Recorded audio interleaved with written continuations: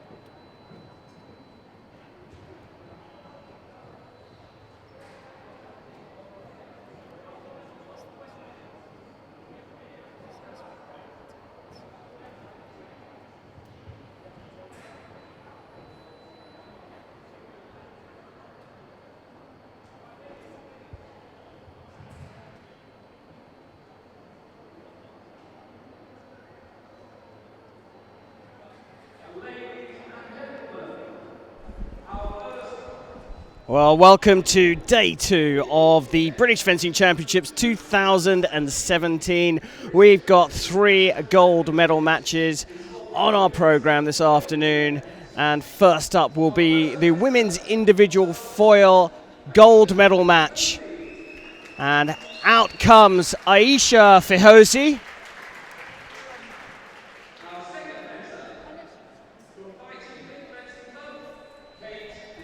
And she'll go up against Kate Beardmore. So the Sal Boston fencer Aisha Fehozi takes on Fighting Fit's Kate Beardmore. I'm Karen Bashir, and joining me in the commentary box, bringing us his expert opinion on this beautiful sport of fencing, Rob Caudron. Rob, good day? Yes, very good day, thank you. Pleasure to be here again. It's a pleasure to have you here, Rob. It's been a short format today. We had the preliminaries for a couple of the events yesterday, so we've tightened things up, and the programme's starting for the gold medal matches bang on time at 1 o'clock. Yeah, it's nice early finish for everyone. Yeah, well, we've just got our referees being presented. Indra Angagawa, the international referee who's come over to join us from the Netherlands, will be taking the officiating duties on in this gold medal match. And on the video, Alex Savin. A quick prepper on foil. It's a point weapon. You've got to hit your opponent with the tip of your sword, and the target area is the torso, everything apart from the arms, legs and head. The referee's job is to decide who the attacking fencer is. If you're being attacked, you have to defend yourself, and you can do that either by running away and making your opponent miss, or by blocking with your blade, and that's called a parry. And if you do either of those two things, it's your turn to attack. That's a pretty good explanation, isn't it, Rob? Go on, tear that apart. Spot on. Can't fault it. It's a little bit more complicated than that, but if you're watching, then that gives you a good idea of how the weapon works. And if you're a fencing fan, you will know that it's a little bit more complicated than that. So they're having a little bit of an issue with the scoring equipment. Does happen with this sport now. The technological advancements over the last, 2 decades or so have been phenomenal in this sport. Yeah, and the tire lights actually that they're sorting out now are new from Leon Paul, so I think they're quite keen to make sure that they work properly to show them off at their best. Yeah, and they have been pretty special. They look really good. Leon Paul, the official equipment manufacturer for British fencing. And they're right at the forefront of development in the sport. Their new wireless system, I think it's due to come onto the market very soon. Absolutely cracking piece of technology there. Yeah, we've been testing the Sabre version of that at our club, and it's your club. Go on, give yourself a plug. Shakespeare's Swords in Stratford. Say that again. Shakespeare's Swords in Stratford. There you go, Shakespeare's Swords. Rob, coach from well-known and well-respected Sabre club. But here we got foil. First off the mark was Kate Beardmore, but Aisha Fehozi levels things up. What do you say about this fight? What are your feelings about this one? I'm interested to see particularly how Aisha starts. She's won it, I think, 2 years ago. She made the semis the last year, and she is probably one of the most dynamic women's foil fencers that I've seen in this country. Very explosive, loves to really use the piece very fast and very positive. And I want to see if she's able to get that game working, and then how Kate responds to it. Kate's still a junior. She's still very young. And so it'd be interesting to see how she responds to that. And straight away, there we go. There's the speed of Fahosi. But I have to say, I agree with you about Aisha. She is a very dynamic little fencer, but also can do this simple stuff very, very well and very effective there. We saw it beautifully, a direct action into preparation on Beardmore's attack. But Beardmore, despite being a junior, is fencing at senior level, has been competing on the World Cup circuit internationally. True. And actually, for me, fences more like a senior than a junior. In what way? Well, she's a lot more mobile. She takes her time a little bit more than a junior does, and she also sometimes juniors can be, because of a lack of fight craft, can be a little bit overcomplicated. Whereas Kate can pick her time. She uses distance perhaps more. That's probably the easiest way of doing it. Actually, good example there. Kate, very patient, very good. I think if she can slow this fight down and keep it at a slow pace, she can make Aisha's quick game look rushed. A nice riposte there from Beardmore. It'll be interesting to see how the pace of this goes. You sort of feel like it might go up and down a bit, as Kate maybe has the edge at the moment. So Aisha's fast game looks frantic, whereas if Aisha's able to ramp the pace of the fight up, you feel like Kate will look rushed and uncomfortable in that at that speed, at that tempo. Yeah, well, getting interesting to see which rhythm becomes sort of the dominant one throughout the fight. We're getting in close quarters there. Fahosi covered target with a backhand. You're not allowed to do that, and referee Indra Angagawa showing a yellow card to those two minor infringements, and that's a red card offence and a point to your opponent. But Beardmore started very well here. One thing she's doing really well, so in sort of helping her make her slow game work, is she's not letting it get in too close, and when she is, she's taking it on her terms. So by keeping it just that little bit further away, it means that she can be ready for maybe a fast counter or a fast attempt at a parry. And really nice from Beardmore. She's just keeping that space open a little bit more. I think it's just giving her that little bit of time to see. She's negating Fahosi's speed a bit at the moment. It's a good tactical opening. I'd like to see now Fahosi look to really press the distance a bit more. Maybe try and get the match up closer. Not close quarters, but just fence closer. That's just attacking from too far away. Yeah, and you saw Fahosi there just taking a little break, and another card coming out, and that is a red card for covering again.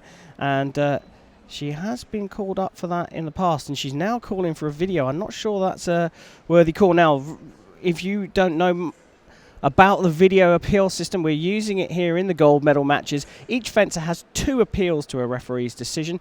If they're upheld, they will keep their appeal, but in that case it was overturned, and Fahosi called for a check on the covering. Referee says yes, you were covering, so she's now down to 1 appeal. But you saw just before that she just took a little walk down to the end of the piece to try and collect her thoughts. Fahosi, I think in this at this early stage in the fight, I never would have thought it was going to be so far ahead for Beardmore. You say early stage, but with 10-2, we're into the end game of this fight already, potentially. Yeah, it's gone very, very fast. And I think she may well have been covering again then, Fahosi, so it will be a point to Beardmore, and yet another card for Fahosi, and she's now shipped 2 points on covering.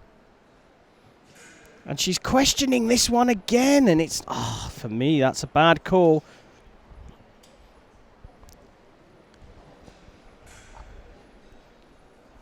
So Alex Savin on the video is reviewing this with the centre judge. And she's overturned it. It was a good call from Fahosi. So no point and no extra card or no extra point for Beardmore. But 11-2, I think we both thought this one was going to be a lot tighter than this.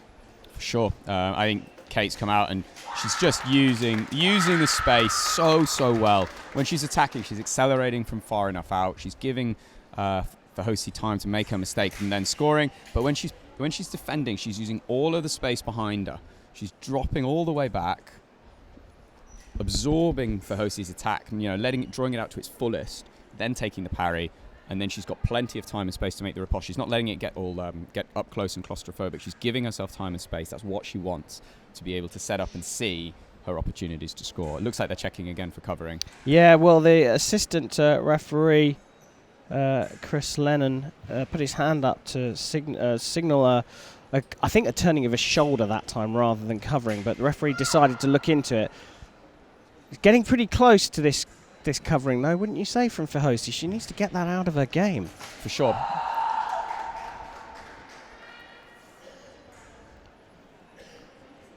Well, I tell you what, this is a phenomenal start. Only just over a minute gone, and Beardmore is 3 away from taking the national title in 2017. But Fehosi, well, she looks like she's suddenly woken up. Could this be the comeback of all comebacks? It would be an incredible comeback. I think the difficulty is it's not for me clear how Fehosi is going to get a hit.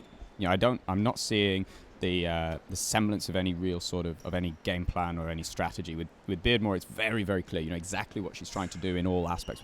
When she's trying to defend, you know exactly how she's trying to do it.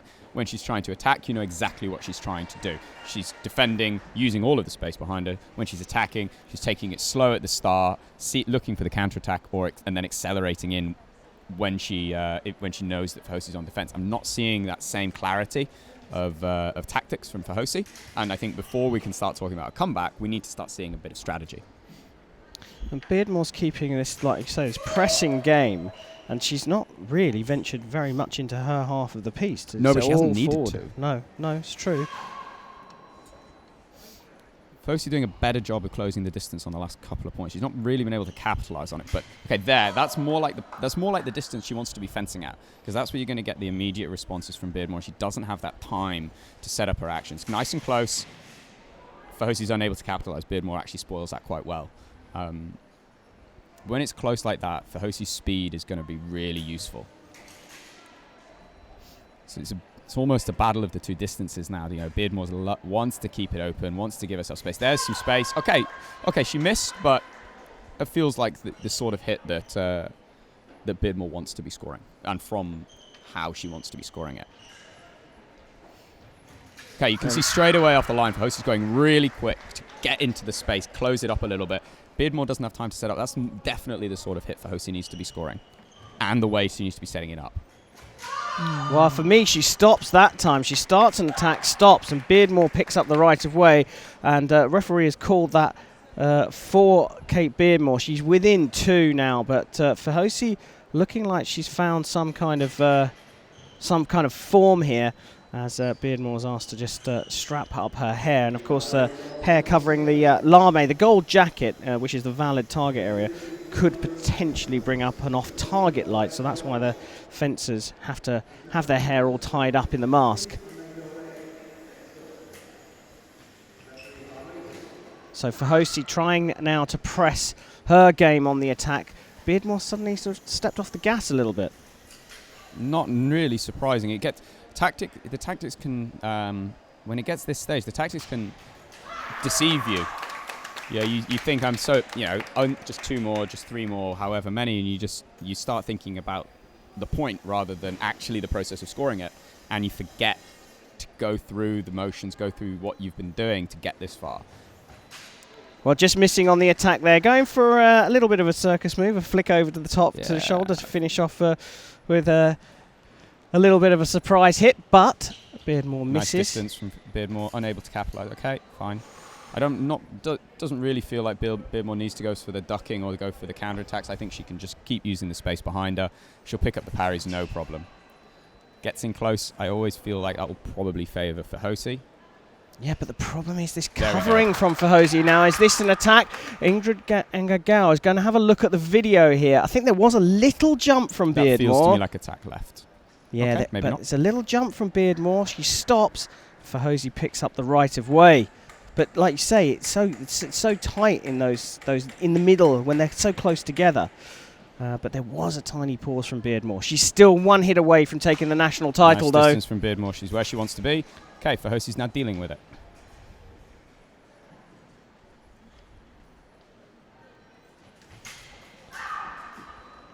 Exceptionally close on the riposte. It's off target, though.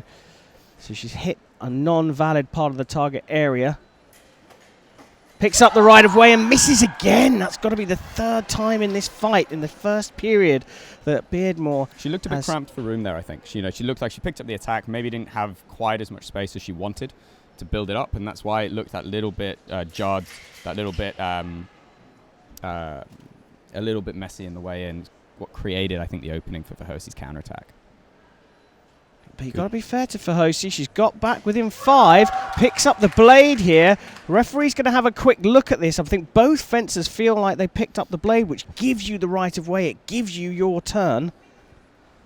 If this goes Verhosi's way, we've maybe got the start of it getting a bit interesting. Scored basically 8 points, almost unanswered now. Well, 7, maybe 8.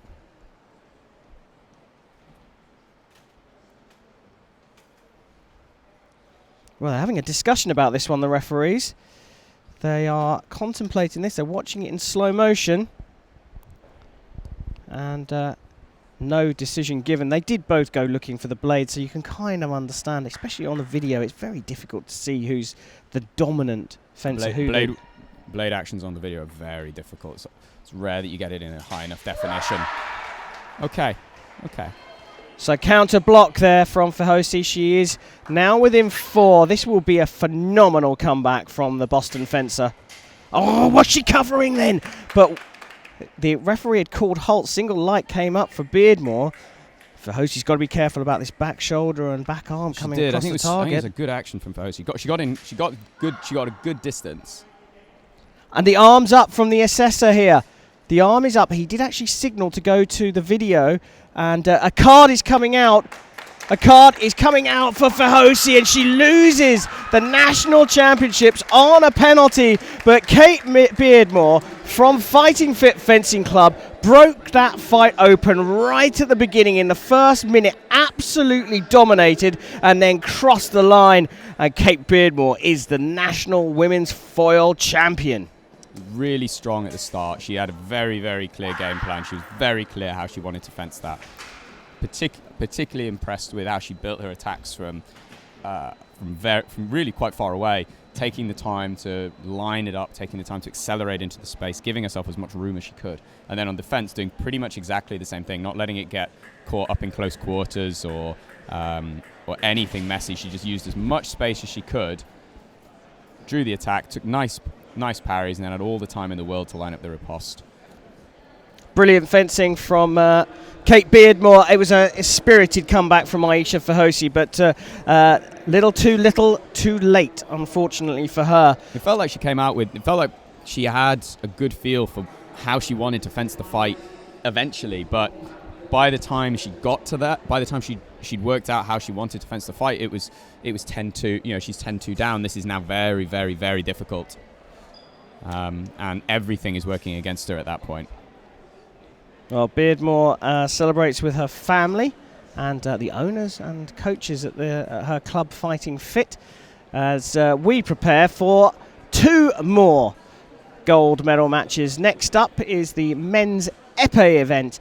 And how does one politely put this? 2 elder statesmen. Experience, that's the word I'm looking for. 2 experienced fencers ready to come out. And in fact, they're even giving us a wave up in the commentary position. If only they knew what I was saying about them as they wave at me and smile politely. No, they're 2 gentlemen. Do you know what? One of these guys was on a Commonwealth team with me. Which one was that? Was that Mark Burkhalter? Of course it was, yes. The Welshman Mark Burkhalter. In fact, he won the gold medal that year in the individual Epee tournament. Guess the year. Don't. You'll age me. I believe he won bronze in Largs in 2014. I think you're right. In the individual. I think you're right. He's got a number of Commonwealth medals, in fact. And I believe Greg Allen's been on a number of Commonwealth teams as well. So we've given you a bit of a sneak peek into the men's Epee gold medal match. It will be between Mark Burkhalter and Greg Allen. They've had interesting journeys to this gold medal match. Greg Allen was 4th in the seedings and came through James Freewood and Christopher Hay in the semi-finals, and he actually fairly comfortably came through Hay, 15-7 in the semi-finals. Mark Burkhalter was ranked number 2 for the tournament, came through Matt Henderson and William East to get here to this gold medal match, and it's not going to be too long before they come out. Epee, you're a Sabre, I'm a foilist. We're here talking about Epee. What qualifications does one need to commentate these days? But it is the easiest of the weapons to understand. Perhaps you could give everyone a bit of a prepper on the sport. For sure. I mean, okay, in terms of rules, definitely the easiest. But I always look for Epee is all about the interaction. It's all about the interaction of pressure. It's all about who is able to keep their composure. Whenever I'm involved in coaching Epee or watching Epee, I'm always interested in whose narrative is dominant, who has the overall vision for how they want to win the fight, and who is able to impose their narrative upon the fight. And how is the pressure being built? Where is it felt? Is it felt on the scoreboard? Is it felt with the clock? Is it felt on the piste? There's so much opportunity for pressure to build in an Epee match. And it's all about for me, it's all about how you're able to manage it and how you're able to impose it on someone else. And that's what I'm going to be really looking at and really interested in. Well, here they come. There is Mark Picalta, proudly wearing his Welsh Commonwealth tracksuit there. And here is Greg Allen, two well-known and familiar faces on the Epee circuit. And I think the two of them will be delighted to have made this stage. And they're one away from taking a national title. The referee for this fight will be Sarah Stacey of Ireland, and should be supported on the video by Pat Casey. And our assessors come out as well for this gold medal match. Remember, it's the final here. The national title is at stake. And whilst Rob has given you a very close inspection of the tactics and what we should expect tactically from this fight, the rules of Epee are very simple. The whole body is target. You've got to hit your opponent with a sword, and there's no right of way. So you can chuck your rule book out the window. You've just got to hit your opponent. It's the purest form of fencing in some respects. It is the easiest one to understand. Hit your opponent and don't get hit yourself. The only weapon where both fencers can score at the same time, and that's called a double. And we're sure to see that in this fight. But it does mean for a slightly cagey start. For sure, I think the skill in Epee comes from the idea that it's not so easy to hit, but it's very easy to be hit. And being able to keep yourself safe is as important as being able to create opportunities on the opponent. I still believe that I'm always a fan of positive, proactive fencing, not to the point of complete disregard for your own safety, but I always feel that you want to be looking to score. How can you score the next hit? What can you do? What are you going to do? Well, the weapons are just being tested for weights and measures, and we won't go into too much detail there, but they've got to carry a certain amount of weight, so it means you've got to apply a certain amount of pressure when you hit your opponent. If you think like a real sword fight, a real duel, you've got to apply enough pressure to pierce the skin, and that's what that little contraption was that Sarah Stacey was putting on the ends of the weapons just to check they will carry 750 grams of weight, which is the force required to register a hit. So as we see in the early stages, the two of them are quite cagey. You have to say that Picalta's certainly got an unusual style. Definitely. I remember watching him in Largs at the Commonwealth, and I remember him being very, very accurate, flicking around sort of the forearm and wrist there. He's very good at just sitting back and waiting for that. Good start from Greg Allen, and a big roar from him as well. He's not usually the most vocal of fencers, though, is he? I have to be honest. I've not seen an awful lot of Greg fencing. I'm relatively young to the sport, so I've not seen Greg or Mark really during their younger heydays. Well, I think you could safely say that they're still in their heydays. They're in the gold medal match of the national championships here, and level pegging. I have to say that Greg is a solid competitor, highly tactical, and hugely technically gifted as well. A really, really fantastic athlete. Feels like they're both operating in a really narrow line at the moment. So the distance is quite tight. If you can use use where the tips are in relation to each other as a good barometer of what kind of distance they're fencing at, and you can see there's quite a lot of overlap between the two blades. So neither of them are really giving themselves much margin for error. Builds the pressure really nicely, and it means that at any moment you can be capitalized on. And I think certainly 2 of the first 3 hits have been based on not recognizing that distance is on, just tiny openings, but both of them are going down the forearm as well. So we're talking a really narrow sort of fight profile at the moment. Well, they'll know each other so well. And like you say, the hits have all been around the forearm on the arm, which obviously is the closest part of your opponent's target to you. But you need to be that accurate there. And in fact, that was more for me about Burkhalter having his point in the right place at the right time. Sure, this is at the moment being dictated by tiny errors. It's only possible because of how close they're both fencing, and they're both willing to fence at that distance. Both look very, very comfortable, and they're just, I said at the start, it's about pressure and how you build it and how you manage it. Both of them are trying to build pressure with a really, really close distance, and just using that claustrophobic feel to create tiny mistakes. It doesn't need to be much. It really doesn't. Just the hand open too much, a fraction of timing, so that you can take the blade and go in and score. Well, that was a lovely flick on the inside of the wrist from Burkhalter to go 3-2 up. But you have to say, this is way too tight to call at these early stages. You have to also say it's a bit of a slow burner, Epee, isn't it? Can be. It's definitely, it's sometimes it can be fenced very, very quickly. I think, by the very nature of it, there are lots of different ways to play the sport. You can play it in it allows for the very proactive, the very physical, the very fast fencer, in the same way as it allows for a more patient, more calculated approach. And neither is right, neither is wrong. The right or wrong bit is how well you do it. Well, at the moment, Burkhalter's just slowly pulled out a little bit of a lead here. All flicks on the wrist, all on the inside of the wrist, the last 3. And that's given him this 3-hit lead. And whilst it's early stages and we're just inside the last 10 seconds of the first period, a beautiful hit to the foot there from Greg Allen. Closes back within 2, and I think that probably will be the last action from this first period. The fencers go to the break, and you can see that there are no coaches here today. As we look down at Greg Allen there, just mopping his brow. He's clearly had to put in a lot of work to get this far, but Mark Burkhalter at the other end is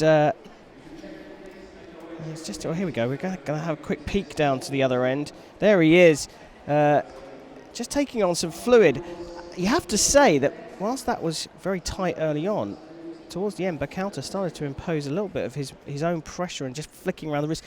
And is that going to keep Allen at bay? Is he going to perhaps open up the distance? I think Allen's final hit in the period was telling. Everything had been around the wrist and around the forearm. Very, very tight, very, very, very, very small, very, very precise. And I think for both of them, there's maybe an element of almost tunnel vision. So you start to focus so much on that tiny target area. Greg changed it up, going, by comparison, a huge attack to the foot. And you wonder whether he's just trying to open out the target for both of them and broaden the game. It'd be interesting to see if he looks to go maybe more to leg, maybe more to body as the match goes on and tries to broaden it, or whether he's going to use that as more of a distraction, just to give Burkhalter something to think about so that he can stay tight. Because in the moment, Burkhalter's tight game is really, really good. He's using really sharp actions on the blade just to give himself that tiny amount of time to get in. But in doing so, he has to be so focused on that small area around the blade, around the guard, and around the wrist.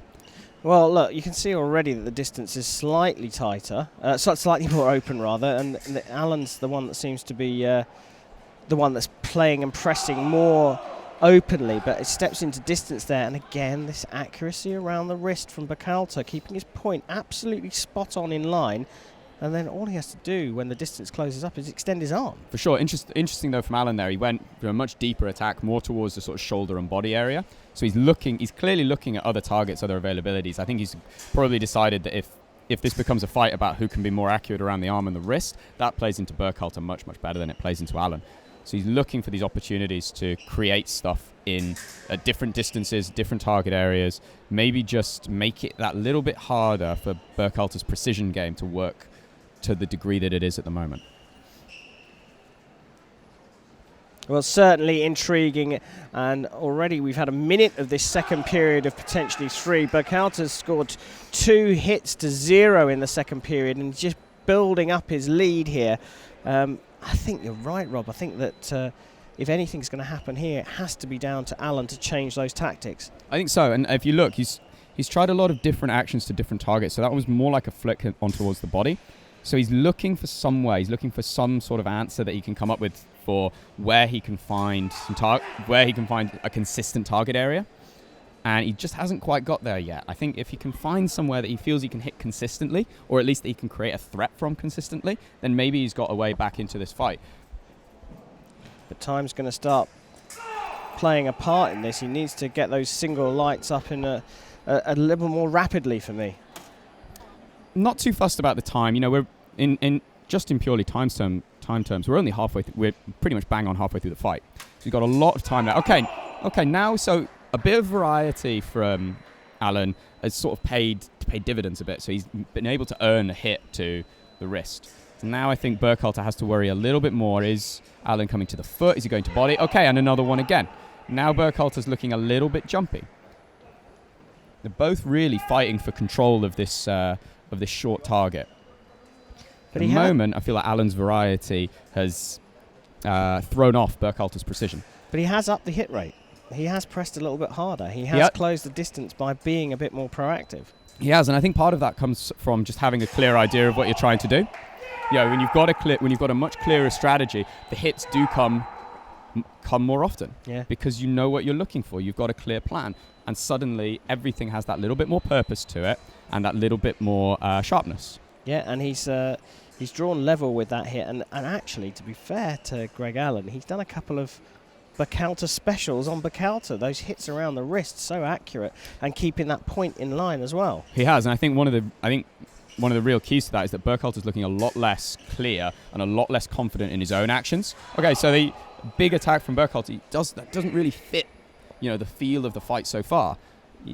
I feel like he's sort of losing his way, maybe not quite so sure of his own tactics at the moment. I think Alan's thrown it off by being quite varied with where he's trying to hit, and he's earned the right. He's basically drawn a few less committed actions from Burkhalter out of this. Well, it's 9 apiece, and there's nothing between them. The momentum perhaps has shifted from Burkhalter to Allen, but they're back away from each other. They want to go to this second break. Of course, the fencing match is split in Epee over 3 3-minute periods. We've had one. We're towards the end of the second one, and they're going to back away from each other. There's not going to be another hit in this second period, and we'll go to another break. So, Rob, the profile of the fight, you talked about the profile of the fight early on. The profile of the fight started with Burkhalter picking off Allen around the wrist. In that second period, though, you have to say, Allen's not only dominated, but I think you have to say that the momentum is very much with him. And if you're going to pick a favourite at 9-9, Allen's the more likely one? To a degree, yeah, I agree with you. This is one of those, though, the minute break couldn't have come at a worse time for Allen.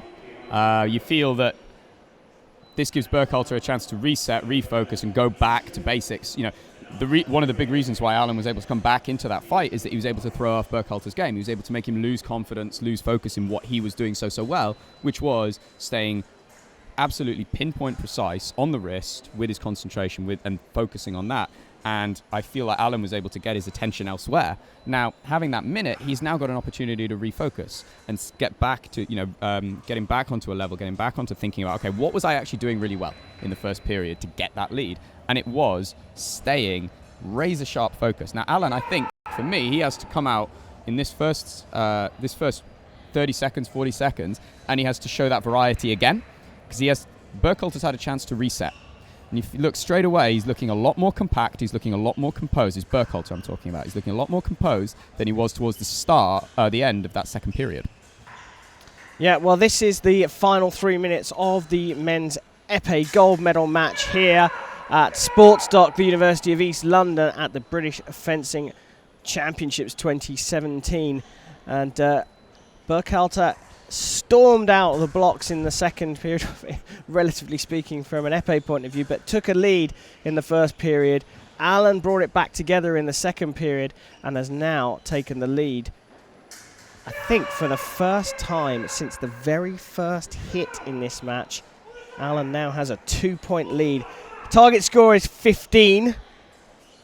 Still too far away from that really to call Alan the hot favourite here, but he's certainly in the box seat. He is, and now we start to see a little bit more of the sort of natural pressure of Epee. 2-hit lead, one's in double figures, one isn't. Burkhalter's game is based on precision. He has to be so accurate. And now that the score is working against him, the distance is already tight. So we've already got the pressure of just fencing as close as they are. And now you've got the bit of scoreboard pressure. Let's see how well Burkhalter can keep that precision, can keep that sharpness in his game. Well, Burkhalter's called for a video review here. I'm not quite sure why, but Greg Allen could see the video replay system, and he kind of gave Burkhalter a sort of, maybe you're right, but I'm not sure. Hit stands, though. Burkhalter trailing by 3. This is a point where I'd look to see Allen not backing away. I'd look to see him keeping it tight like he is, just not letting Burkhalter time to reset. Just there we are, keeping the pressure on, and he's actually shouting to himself, push, push, push. He wants to score these hits. He wants to finish this fight on his terms. He doesn't want to let Burkhalter lose it. He wants to win it. National championship title at stake here, and I have to say, the elder statesman of men's epee, certainly very talented, certainly still competing for Great Britain on the World Cup circuit internationally. He has put himself within touching distance of a national title. Yes, and the way that he's talking to himself, I don't know if you can pick it up on the cameras, he's shouting himself, push, score. He knows that if he wants to win this, he's got to keep scoring. He's got to stay close, and he's got to keep his work rate up for what he's been doing. And exactly, straight away again. There is so much pressure on Burkhalter now that his precision game is so hard to play. Alan's getting opportunities all over. He's scored to leg, he's scored to arm, he's scored to body. He took one on the foot earlier on in the first period as well. He's turned this one around. He's going for foot again, and in close quarters misses twice, does Alan. Burkhalter punishes him and goes within 4. Just a little over a minute left in the period, so there's plenty of time for Burkhalter to get back into this one. But Alan, 1 point away from the national title. Alan's just going to sit deep, he's going to keep it close, and he's going to just let the pressure build, let the scoreboard pressure, the clock's going to start to become a factor. Oh, he's done it! He's done it! Alan there takes the national title. Brilliant turnaround in that second period, and gets the national title with a beautiful hit. And what a great fight. Very good fight. Tactically, is very interesting fight. The way that they both early on were feeling out each other's games, both trying to keep it very tight around the arm. Burkhalter was in the ascendancy there. Alan needed to change, and he made an important change. Really great use of the break. Really good use of the break to just gather himself and come out with a new strategy, a different approach, so that he could throw Burkhalter's game off and start scoring his own hits. Not only was he able to score hits by varying up where he was going, he then knew how to use it to score hits at the short distance, at the near target. So it's very good use of very varied and very intelligent, really good building of a fight. And you have to say that when the momentum shifted in that fight, towards Alan, he was not able to just shift that momentum towards him. He kept the momentum right the way from when he started to fight back from behind. For sure, and I think a big part of that is that once he got ahead, once he realized the momentum was with him, he didn't. So often, what frustrates me is when I watch Epee is someone gets a lead or someone gets a couple of hits and then they sit back. They sit back and they wait and they don't really look to then score. Alan looked to push his advantage. When he knew that momentum was with him, when he knew that he had the edge, he then said, okay, I'm now going to take this to you. I'm not going to take my foot off the gas. I'm not going to take my foot off. I'm going to build and build and build. Brilliant fight. Absolutely brilliant fight. And your analysis absolutely spot on, as always. Can we borrow you for one more, Mr. Caudron? I'd love to stay for one more. This is the one I've been waiting for. Yeah, so we've had women's foil gold go to Kate Beardmore. We saw Greg Allen winning the men's epee. And now it's time for Rob's weapon of choice. It's Sabre, and it's the women's individual title at stake. They're just prepping up to the left-hand side of the east.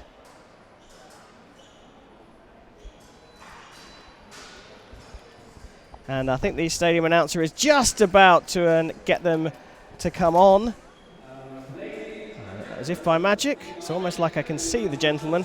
They are being announced, and like I say, this is the last gold medal match here at the 2017 British Fencing Championships. It's women's sabre. And Truro took the gold medal yesterday in the men's sabre with and both the silver. with both finalists, and they've got both finalists in the women's event. Here is Maria Chart, Truro Fencing Club, and she goes up against her teammate, clubmate, and country fellow Caitlin Maxwell. Caitlin won the title last year, here to defend again, and it's another Truro fencer, and in fact, yesterday's gold medalist, James Honeybone, who will be refereeing. Okay, so both these girls very young, both still juniors. Katie is a year younger than Maria, and both been on the circuit for so many years now. Even at senior level, they've both been competing since they were about 13, 14 years old at senior level and winning at senior level. They really are the sort of dominant force in women's sabre at the moment. These two. Maria is extremely precise technically. I think technically Maria is probably certainly more classical than Caitlin. I think Caitlin has maybe a little bit more. She's a little bit more fight streetwise. She's a little bit more of a fighter in the way that she approaches. Both technically very strong, both tactically very strong. I think if you gave both of them the opportunity, they would be looking to sort of prepare slowly at the start, take a bit of time to see what their opponent's doing, and then feed off of that, using lots of different types of preparation, lots of different ways of starting to try and throw their opponent off their rhythm. Now, a little bit like yesterday when you had Will Deary and James Honeybone against each other, they know each other so well, particularly Kate and Maria, almost more so than Deary and Honeybone. They train together every single day.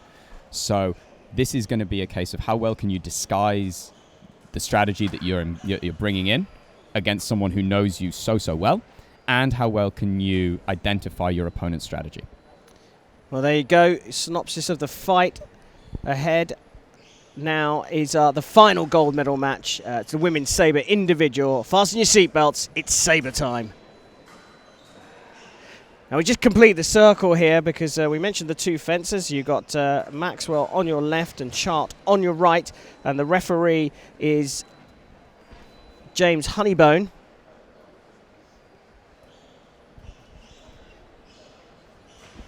But our video referee is Nick Ferreira. We have to say, at this early stages of this sabre match, a big thank you to all of those involved in making sure this tournament happened. I mean, it's a tremendous amount of work they have to put in, isn't it? Incredible amount. You see it behind the scenes, just how much they're working to make this a slick event. The amount of pressure, the amount of stress that the organisers are under to make this as good an event as possible is tremendous.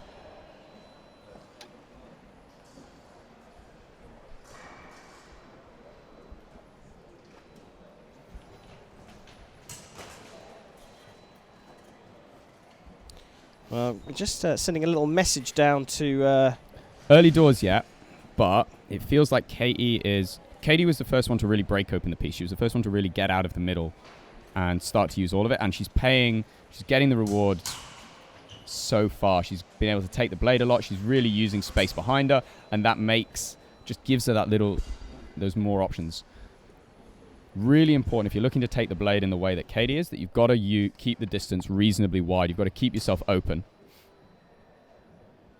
Now she's able to capitalize in the middle because Maria's looking for opportunities to score hits. She's looking for opportunities to go that bit faster.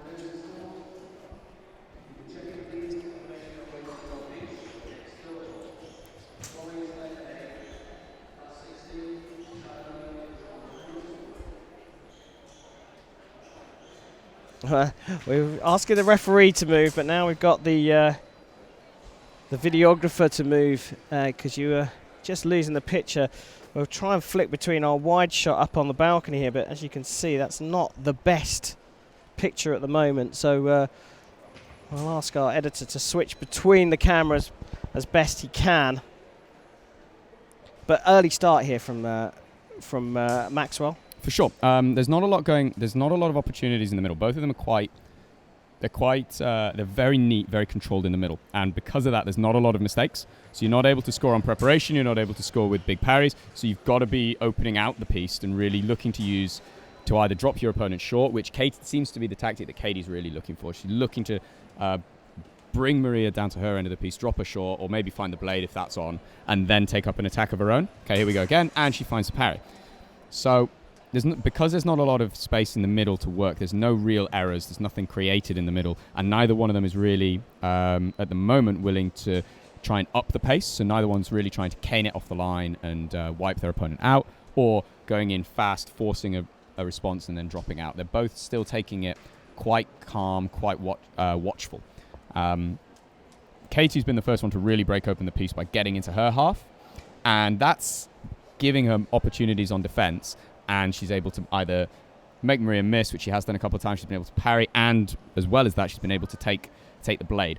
For me, I'd like to see Maria pushing into Katie's half much more on her terms. Maria's going out very, very willingly. I feel like Maria can take it that little bit calmer at the start, maybe that little bit slower, maybe even pause, and then sweep down the piece on her terms rather than at the moment, which feels kind of like she's chasing Katie, and that's never a place you want to be in. Momentum can really be your enemy in Sabre. Well, there is Caitlin Maxwell, and no coach, both from the same club. We can see that John Southfield, the head coach from Truro Fencing Club, is like he was yesterday in the men's Sabre final with two of his club members on the piece, just having a watchful eye from afar, just down in the stadium. Okay, good change of pace from Katie. So she's anticipated that Maria might be taking her time a bit more, and she's just upped the pace a tiny bit off the start, I think, and that might just give Maria something to think about. Okay, this time, though, Maria's able to build up the attack that she wants. She takes her time in the middle, drops Maria short, and then pushes her down the piece. Much more like that for Maria, and she's got a chance of coming back into this match.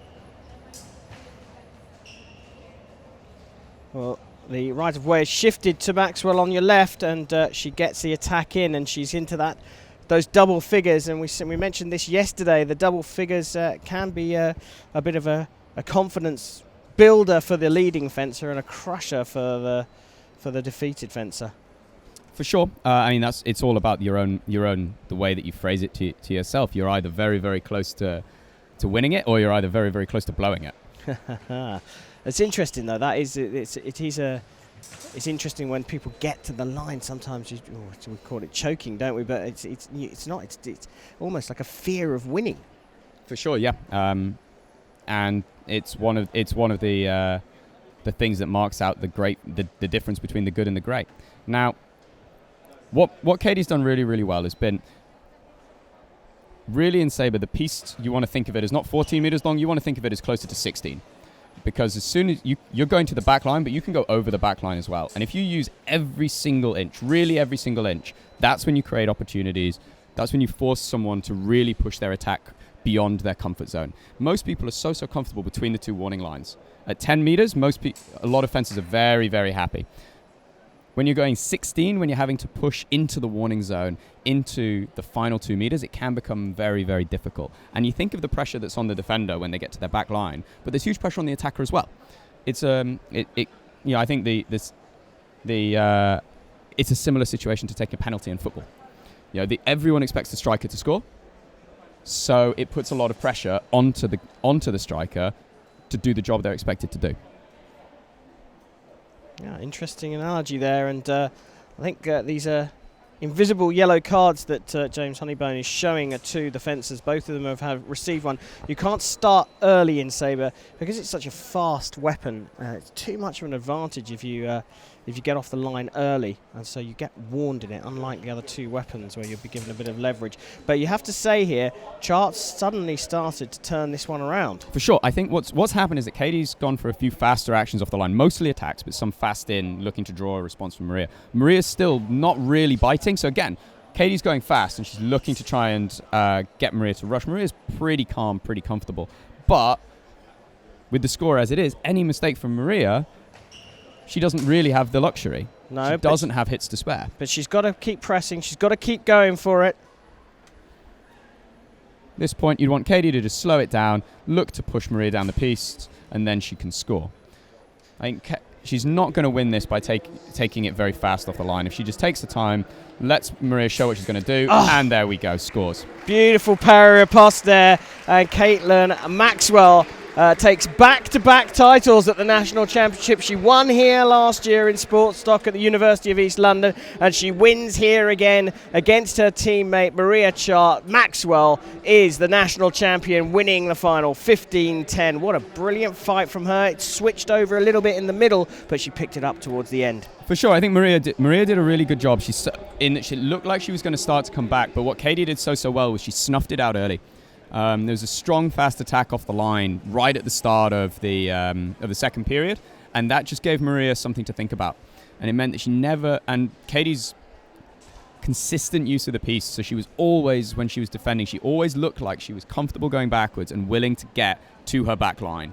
And that meant that Maria's attack becomes much harder to do. You saw a couple where Maria was able to drop Katie short and then attack very quickly, and it was over in 2-3 meters. That's the ideal. You don't want to be pushing your attack right to the back line every single time. It's exhausting mentally and physically. And what Katie did a really good job of was saying to Maria, okay, if you want to score your attacks, you are going to have to push me to the end every single time.